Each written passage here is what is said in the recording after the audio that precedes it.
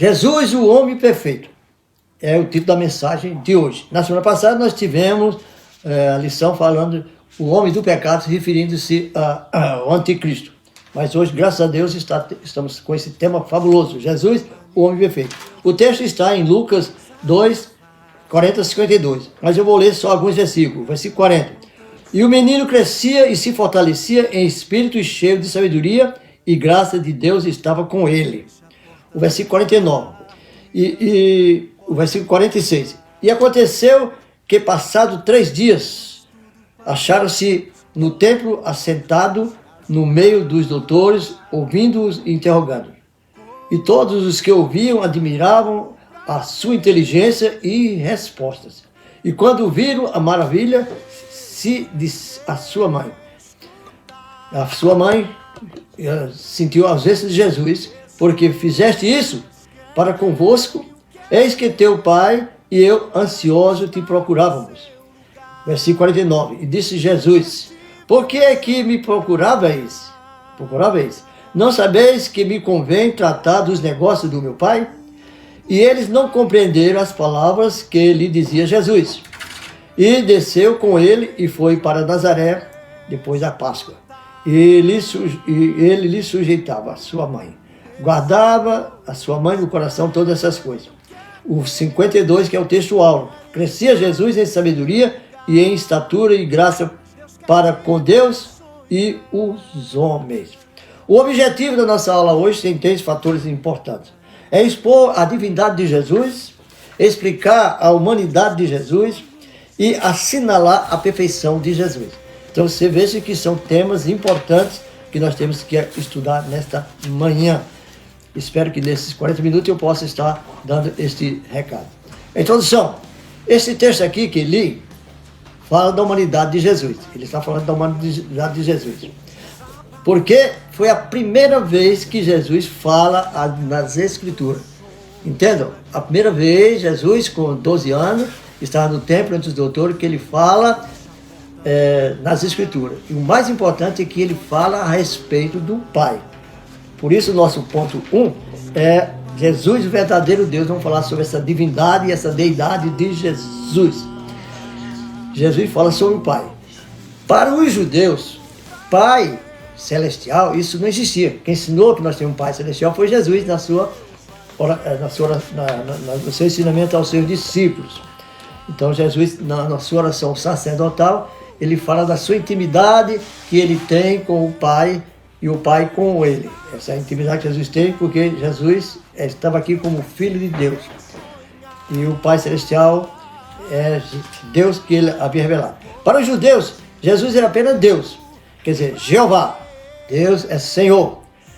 Elohim, Deus Criador. El Shaddai, Deus Todo-Poderoso. Então, ele não jamais admitiria que Jesus fosse filho de Deus e que Deus tivesse um filho aqui. O maior problema dos judeus com Jesus Cristo foi justamente o fato de Jesus se identificar como filho de Deus e o fato de Jesus operar milagre no sábado, que para eles o sábado era o dia sagrado de descanso.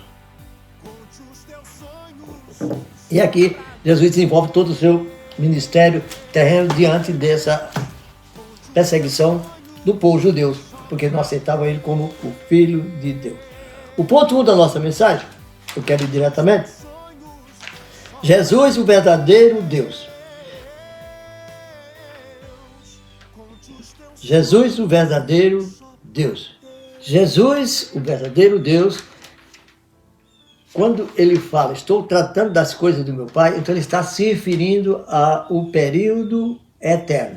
Em Isaías 9,6 diz, um menino nos nasceu, referindo ao nascimento de Jesus, a vida de Jesus como o Filho de Deus. Um menino nos nasceu, um filho nos nasceu, e o governo está sobre os seus ombros. E o seu nome será maravilhoso, conselheiro, Deus forte, Pai da eternidade e príncipe da paz. Se Jesus é o Pai da eternidade, então ele é antes da eternidade. Ele estava no mundo criado quando só existia o Pai, o Filho e o Espírito Santo. Não se sabe, a Bíblia não diz quanto tempo essa eternidade, esse mundo criado. Jesus é criado, é sempre eterno, sempre existiu. Ele é o alfa, é o ômega, princípio e o fim de todas as coisas. Mas aprove a Deus, no seu plano de criação, criar todas as coisas. E Jesus é o mentor desta criação. O próprio texto de João diz que todas as coisas foram criadas por ele e para ele são todas as coisas. Então Jesus, eu diria, é o arquiteto de Deus, como Deus, arquiteto de Deus para a criação de todas as coisas. Em João 1,1 diz, e o verbo se fez carne e habitou entre nós. E o verbo se fez carne e habitou entre nós. Jesus, então, um dia viria para a terra para se cumprir um plano que Deus tinha aqui na terra. Mas voltando ao ponto 1, Jesus é verdadeiro Deus. Como Deus, ele criou todas as coisas. Em Colossenses 1,16 diz, porque nele foram criadas todas as coisas que há nos céus, na terra, visíveis e invisíveis, sejam trono, sejam potestade, sejam dominações, sejam principados, sejam potestades, tudo foi criado por ele e para ele.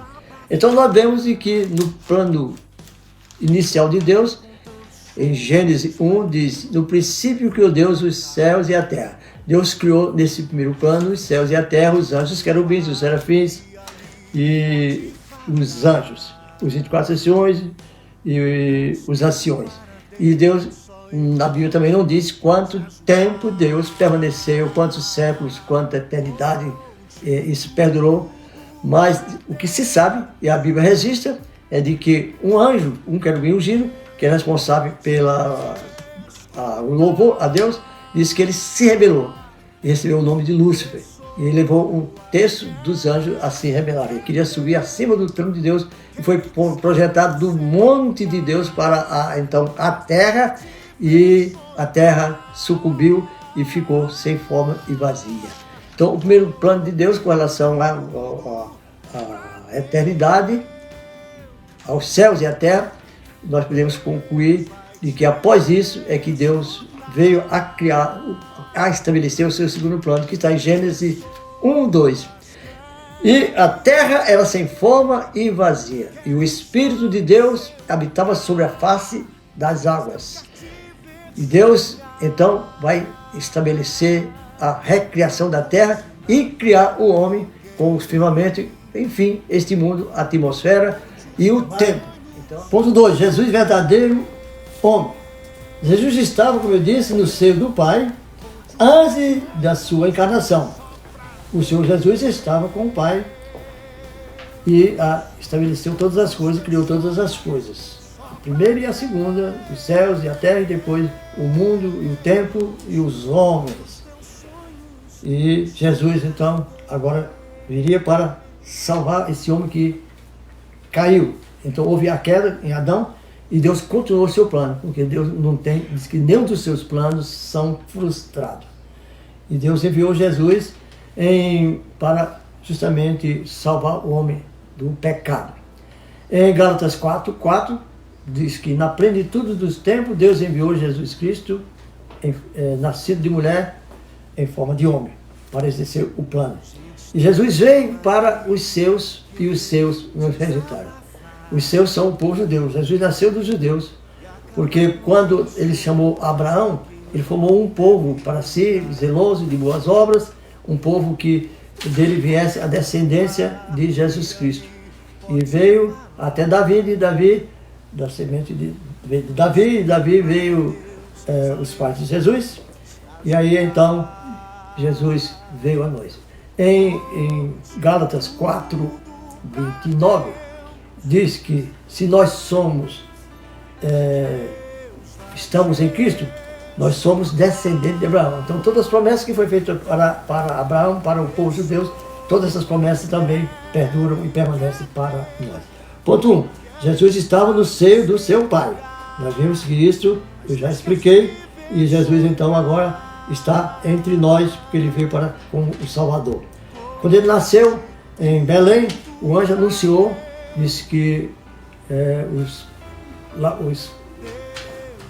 os que cuidavam das ovelhas, os pastores que cuidavam das ovelhas nas campinas de Belém, diz que hoje apareceu miríades e miríades de anjos que estavam nos céus e proclamaram que hoje vos nasceu o Salvador do mundo.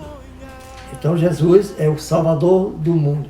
Ele veio para salvar a humanidade dos seus pecados, ele veio para dar a vida eterna, ele veio para que nós tivéssemos vida com abundância, isto é, vida com abundância, com o sentido de que não morreremos e nada e tudo se acabou.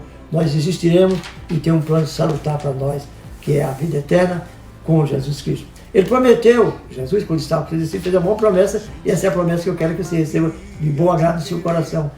João 14:1, não se turbe, disse Jesus, não se turbe o seu coração.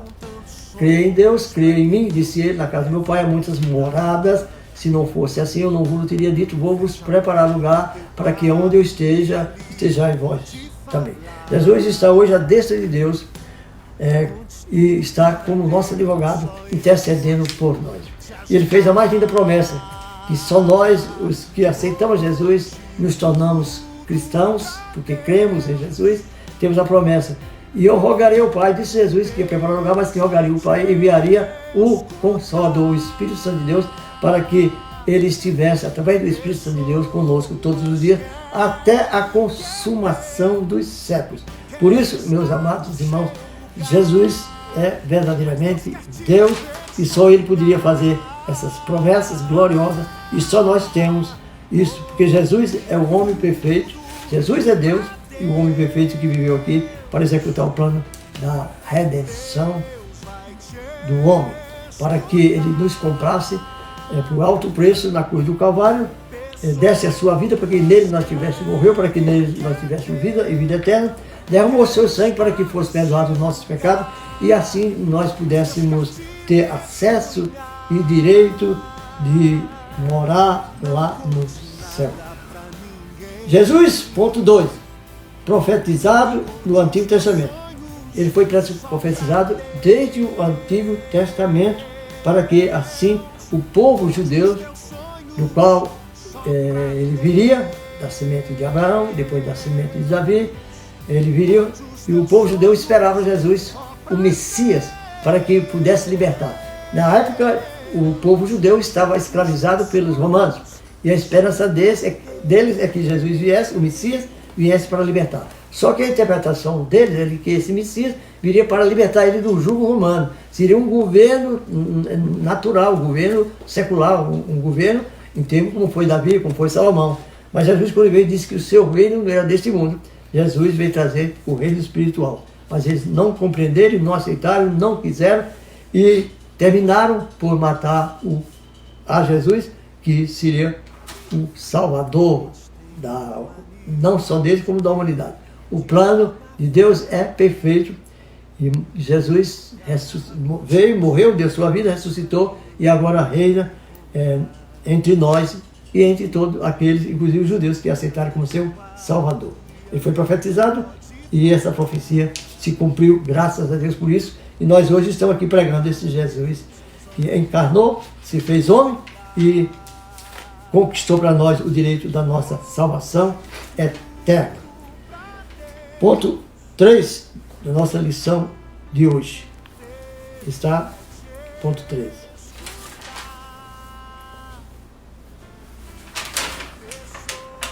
Vamos lá. Jesus, o homem perfeito. Jesus, o homem perfeito. A humanidade de Jesus Cristo não era aparente. Era tão real quanto a nossa própria existência. Isso é a coisa mais importante que devemos saber. Jesus Cristo era 100% homem. Ele usou a sua divindade para suprir as nossas carências humanas. Quando ele fez aqueles milagres, quando ele libertou, quando ele curou, quando ele ressuscitou os mortos, ele estava operando na sua essência divina, mas como homem, ele pagou o preço da redenção, dando a sua própria vida. Por isso que Jesus, como homem, é o único mediador, vou repetir, entre Deus e os homens que possa salvar. Ele operou todos os milagres e realizou tudo isso pelo poder que ele tinha, pelo poder que não lhe foi tirado. Ele continuou sendo Deus e sendo homem. E como homem, ele operou os milagres. Jesus é o último Adão. O primeiro Adão fracassou no Éden. O último Adão triunfou, Jesus Cristo. Triunfou no Calvário. Lá no Calvário, as suas sublimes palavras foram certas, mas eu vou citar a última, que ele, quando ele crucificado, das 9 horas da manhã às 3 da tarde, são 6 horas exatamente, ele deu o suspiro e o brado de vitória para mim e para você na cruz do Calvário, quando ele expirou: Pai, está consumado. Ali naquele momento houve o maior milagre que a humanidade podia esperar, que era de que Deus não abandonou a sua criatura. Embora o homem pecasse, embora Satanás enganasse, embora Satanás estivesse nesse mundo como o príncipe desse mundo, enganando os homens, como enganou Adão e Eva, e por intermédio de Eva, Adão, ele está hoje no mundo fazendo o seu papel. Diz que o diabo está ao nosso redor, ao redor de todos, inclusive dos que são cristãos, dos que creem, dos que servem a Cristo. Ele está ao nosso derredor. Mas para aqueles que estão em Cristo Jesus, que nova criatura é, que nasceram de novo, nós temos o Espírito Santo de Deus entronizado em nosso coração. Nós temos o anjo que acampa ao redor, não ao redor de nós, dando-nos a proteção necessária para cada dia, para cada momento. Eu costumo dizer nos meus ensinamentos de que se nós não tivéssemos essa proteção dos anjos, se Deus não estivesse cuidando de nós nessa terra, o diabo já teria nos estragado. Como o ímpio que não aceita Jesus, como o ímpio que não conhece as Escrituras, conhece isso, ele não pode ter essa proteção. Eu digo que ao deitar cada noite em nosso travesseiro, nós devemos agradecer a Deus, porque certamente no dia que se passou, não foi uma, nem duas, nem três tentativas que o inimigo fez para tirar a nossa vida. Porque ele veio para roubar, matar e destruir. Olha que função tríplice terrível que ele fez. Roubar. O que é que ele pode roubar? Ele pode roubar a nossa alegria, o nosso prazer, ele pode roubar a nossa saúde, como está acontecendo, por exemplo, agora. A saúde está sendo roubada. É um vírus, tá certo? Mas esse vírus tem um agente por trás dele. É físico, é químico, sim, mas por trás disso, dessa oportunidade, tem um ente maligno. Ele é o portador da morte para que viesse todas as epidemias sobre o mundo e todas as misérias que o mundo possa estar sofrendo. Quando olhamos para o Senhor Jesus Cristo, concluímos que a humanidade não foi um fracasso, porque apenas nele somos plenamente redimidos. Então a humanidade não é um fracasso, é um sucesso. Deus não criou o homem à sua imagem e semelhança para que todos os homens perecessem e fossem destinados à condenação eterna para o inferno. Deus criou o homem para que o homem vivesse na terra, usufruísse da terra, cuidasse da terra, dominasse a terra, que ele disse para Adão, e que tivesse a sua presença. Se o homem não tivesse pecado, não tivesse cometido o pecado, ele permaneceria no seu corpo físico para todo sempre.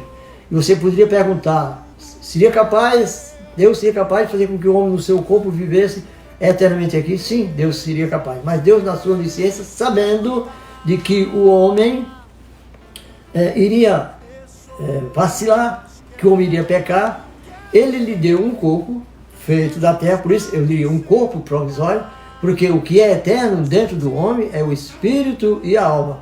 Esse corpo provisório, Deus sabia, ele é onisciente, que havia tentação, que o homem ia cair, que o homem ia ceder, então, e que ele tinha que sentenciar o corpo desse homem, que é da terra, a voltar à própria terra.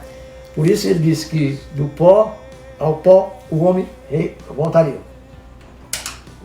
E ao voltar ao pó, Deus descarta o que é da terra e, posso usar esse termo, entre aspas, aproveita o que é eterno. Aproveita a imagem e semelhança de Deus, que tem a imagem e semelhança de Deus, que são atributos da sua glória, para voltar a Deus. O homem foi feito para estar com Deus. Assim como os anjos, os arcanjos, os querubins estão no céu para estar com Deus permanente, exceto o texto que foi banido, porque seguiram a tentação de Lúcifer e Satanás e se tornaram demônios. Assim também na terra. Aqueles que aceitaram Jesus e obedeceram a Jesus, porque o pecado de desobediência é que afastou o homem de Deus. Agora, pela aproximação, pelo Filho da obediência, Jesus foi obediente em tudo. Foi obediente até a morte de cruz. Ele se despojou de toda a sua glória, mas não despojou da sua divindade. E ele voltou a Deus, e está à destra de Deus, esperando nosso advogado, intercedendo por nós aqui na terra. Se nós somos vitoriosos, é porque temos um advogado no céu. Se nós pecamos, é porque temos um advogado no céu. Em 1 João 2 diz, filhinhos, não pequeis, mas se pecar, lembre-se que temos advogado no céu, Jesus Cristo. Esse está à destra de Deus, intercedendo por nós. Por isso Jesus ensinou a oração ao seu discípulo, que quando oramos ao Pai, né? Ao Pai Celestial. Pai nosso que estás no céu, santificado seja o seu nome, dando as qualidades que ele tem, venha a nós o teu reino, seja feita a tua vontade assim na terra como no céu. Essa vontade assim na terra como no céu é porque nos céus a vontade de Deus é plena. Deus, quando criou Adão, Deus, quando criou os anjos, deu para eles o livre-arbítrio. Esse livre-arbítrio é que faz com que o homem seja independente, com que o homem tenha vontade própria, com que o homem possa tomar medidas, o homem possa querer Deus, possa rejeitar Deus, o homem possa fazer e desfazer. O homem só não pode fazer uma coisa, mandar em Deus. Deus é a autoridade, a sua vontade soberana está acima da vontade e do livre-arbítrio que ele deu ao homem. Por causa do livre-arbítrio, os anjos, na época, quando Deus criou, o querubim Lúcifer tinha o livre-arbítrio, como todos os anjos tinham, esses anjos serviam a Deus voluntariamente. Hoje nós somos crentes. Os que não são crentes têm esse livre-arbítrio. Pode querer, pode rejeitar, pode aceitar, pode fazer e pode servir a Deus. Agora, uma coisa assim, se nós colocarmos nosso livre-arbítrio sobre a vontade soberana de Deus, fazendo com que a vontade nossa não seja mais nossa para fazer o que é errado, mas para fazer o que é bom, como ele deu essa oportunidade para Adão, disse para ele, que tinha a árvore do conhecimento do bem e do mal, que ele comesse de todas as frutas de todas as árvores do conhecimento do bem e do mal. Adão, no seu livre-arbítrio, optou em desobedecer a Deus. A desobediência é o fator que levou o homem à queda. A desobediência, hoje, mesmo você sendo crente, mesmo você tendo uma Bíblia, mesmo você estando na igreja, se você não for obediente, você poderá perder a salvação. Jesus disse uma coisa muito importante no seu sermão profético, que nós devemos perseverar até o fim para que herdemos o reino de Deus. Uma coisa com Jesus nos salvou, ele trouxe, está em suas mãos. Satanás não pode tirar nenhum crente, nenhum que serve a Deus, da mão de Deus. Deus jamais expulsará um salvo da sua mão, mas nós, livremente, porque temos livre-arbítrio, podemos rejeitar a salvação. Quantos crentes poderá, naquele dia final do juízo, perceber que perderam a sua salvação?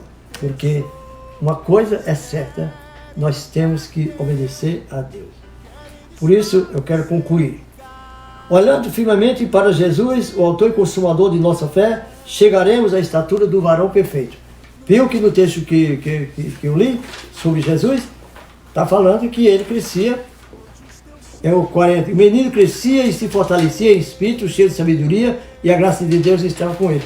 Assim como Jesus cresceu em sabedoria, em graça diante de Deus e dos homens, assim também nós, ao aceitarmos Jesus, devemos fazer o mesmo. Porque quando se aceita Jesus, está em 2 Coríntios 5,17, o seguinte: Aquele que está em Cristo Jesus, nova criatura é. As coisas velhas ficaram para trás, eis que esse tudo fez novo em nossas vidas. Agora não vivemos mais a vida antiga, a vida do pecado, nem estamos sob o domínio de Satanás, nem de seu demônio. Nós estamos agora sobre a direção do Espírito Santo de Deus, que nos guia na vereda da justiça de Deus, pelo caminho da vida, e a da vida eterna. Quando houver esse arrebatamento, todos aqueles que estarão firmados nessa fé, perseverando nesta palavra, certamente será e fará parte do arrebatamento da igreja. E eu encerro dizendo que esse é meu desejo nesta palavra para você. Quero que você continue, que agora 10h30 tem um grande culto, o culto da família. Esse será transmitido da igreja às 10h30. Fique e permaneça, porque Deus tem ainda uma palavra para você nesta manhã, no culto oficial da igreja, que será transmitido às 10h30 nesse mesmo site, ok? Que Deus lhe abençoe. Desculpe aí as falhas que houve da filmagem que foi aqui em casa. Se fosse na igreja estaria perfeito, mas o programa saiu, a mensagem foi dita e você está sendo abençoado. Que Deus abençoe. Até domingo, na próxima oportunidade da Escola Dominical.